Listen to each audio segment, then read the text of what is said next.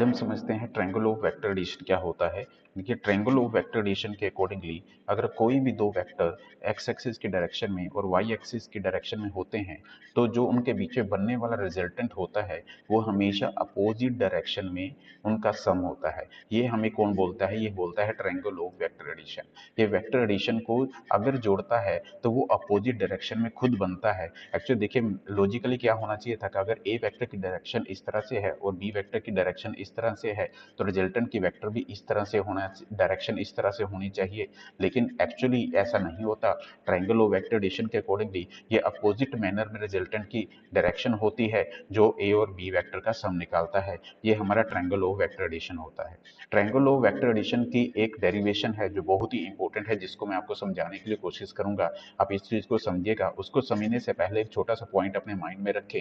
वो पॉइंट ये है कि जब भी कोई भी दो वेक्टर ड्रॉ किए जाते हैं तो उनकी टेल के बीच में बनने वाला एंगल हमेशा थीटा होता है। और एंगल जो होता है वो हमेशा दो वेक्टर के टेल के बीच का एंगल होता है। मान लीजिए ये ए वेक्टर है और ये एक बी वेक्टर है। अब इन दोनों की टेल के बीच में बनने वाला जो एंगल होगा उसे हम लोग थीटा एंगल बोलेंगे।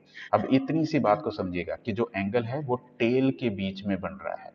बस इतनी सी बात को समझकर हम लोग इसकी डेरिवेशन को आसानी से ड्रॉ कर सकते हैं।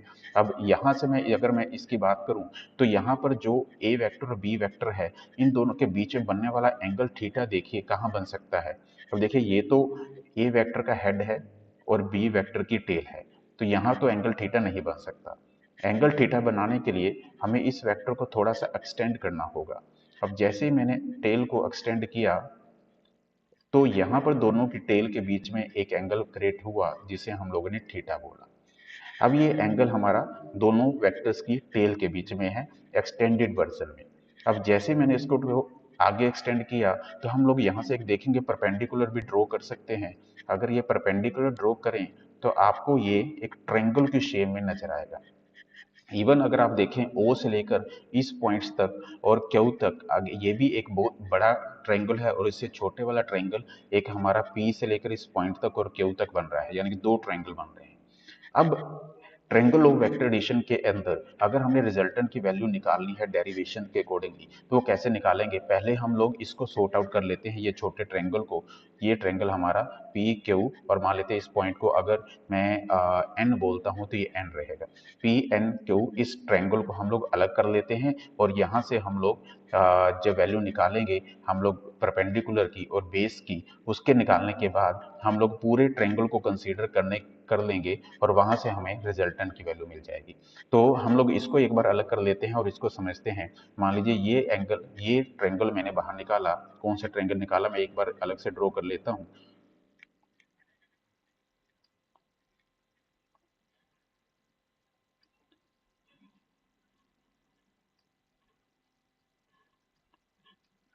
ये हमारा हुआ बी वेक्टर, ये हमारा पी पॉइंट, ये हमारा एन और ये हमारा क्यू पॉइंट। ये हमने इस ट्रायंगल को बाहर निकाल लिया और ये दोनों के बीच में बनने वाला एंगल थीटा। यहाँ से हम लोग एक तो बेस की वैल्यू निकाल लेते हैं, दूसरा परपेंडिकुलर की वैल्यू निकाल लेते हैं। जब ये दोनों वैल्यू मिल जाएंगी तो हम लोग बड़े ट्रायंगल के अंदर रिजल्टेंट को भी सॉर्ट आउट कर लेंगे इसके डेरिवेशन के अकॉर्डिंगली।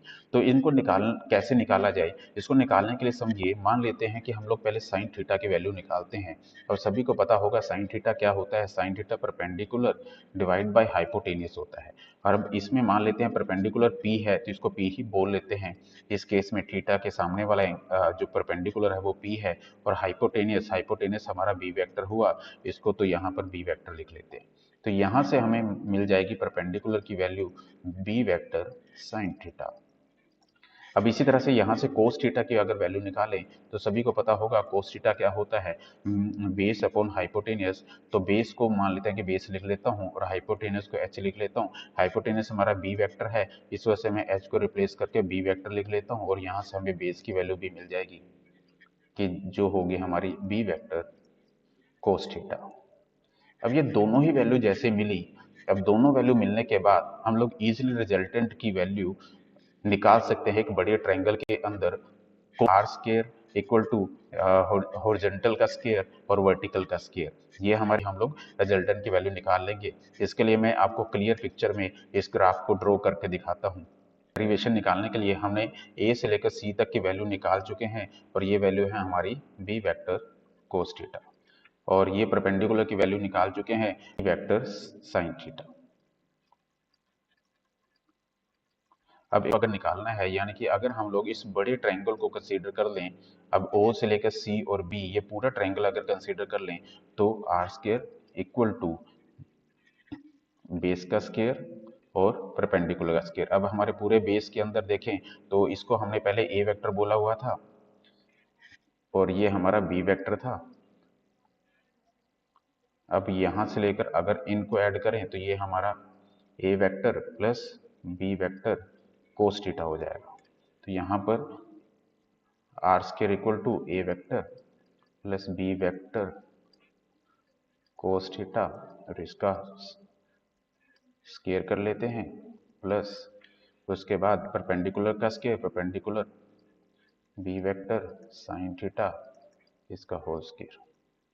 अब इसको सोल्व कीजिए, इसको सोल्व करते हैं। देखिए आइडेंटिटी के अकॉर्डिंगली इसको कैसे सोल्व करते हैं, ए वेक्टर प्लस बी वेक्टर कोस के theta plus 2ab cos theta.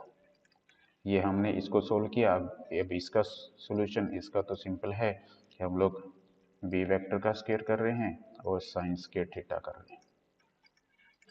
अब आप देखेंगे इसको आगे सोल्व करते हैं। ए वेक्टर,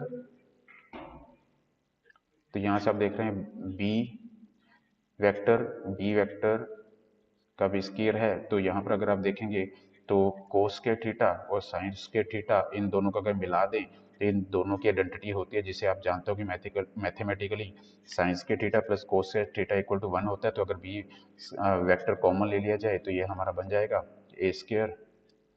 अगर अभी कुछ टाइम के लिए इस वेक्टर्स को भूल जाइए तो सिंपल लिख सकते हैं आप लोग A square plus B square plus 2ab cos theta. यहाँ पर आपने आर की वैल्यू निकाली है। अगर आर स्क्वायर यहाँ तो अंडर रूट में कर लीजिए इनको, अंडर रूट में इस तरह से इनकी वैल्यू आ जाएगी। तो ये हमारा वेक्टर हुआ, तो सभी का वेक्टर निकाल दीजिए। तो ये हम लोग ने अकॉर्डिंग टू पाइथागोरस थ्योरम हमने रिजल्टेंट की वैल्यू को निकाल लिया है। अब यहाँ से अगर हम लोगों ने सपोज कीजिए कि ये फाई कह दीजिए, अल्फा कह दीजिए, अल्फा की वैल्यू निकालनी है, तो इसके लिए आप 10 अल्फा को देखिए, जो आप सभी को पता होगा क्या होता है वो परपेंडिकुलर डिवाइड बाय बेस। तो परपेंडिकुलर क्या है, बी वेक्टर साइन थीटा, और बेस क्या है, A vector plus B vector cos theta. तो यहाँ से आप अल्फा की वैल्यू भी निकाल सकते हैं। तो ये डेरिवेशन है जो हमने निकाली किसके लिए, ट्रायंगल ऑफ वेक्टर एडिशन के लिए। आई होप सो कुछ बातें आपको समझ में आई होंगी। Thank you very much, all the best, जय माता।